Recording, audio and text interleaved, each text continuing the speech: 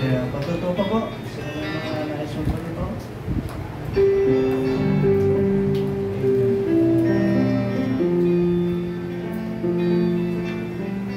Yung sambagan naman kay Mr. Eva, okay lang naman siguro kung magbibigay tayo ng offering para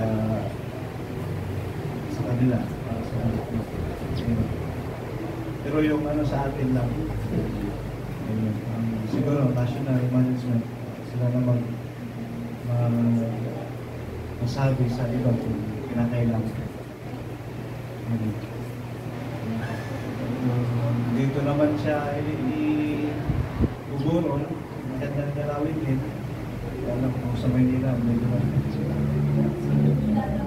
Manila. Papunta lang natin siguro ang ating mga pakikiramay sa kanya at sa munting ambagan na maibibigay natin ay maging kagalakan nila.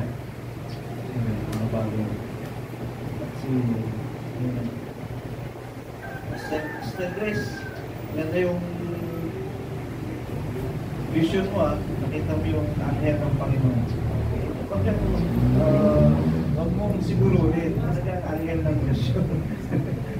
Nalaban niya yung joglo. Talagang anghel ng Diyos. Purihin ng Panginoon sa mga bagay na yun. Na talagang pinapatunayan niyo yung mga nakasulat na ang anghel ng Panginoon ay umahantong sa palibot ng mga nakatatakot sa Kanya at ipinagsasanggalan sa Kanya. Tawag lang tayo sa Panginoon at ang Diyos ang sasapunin sa purihin ng Panginoon. Kaya tayo po ay magsintay mga kapatid, at tayo po ay magbatian sa pangalan ng Panginoon.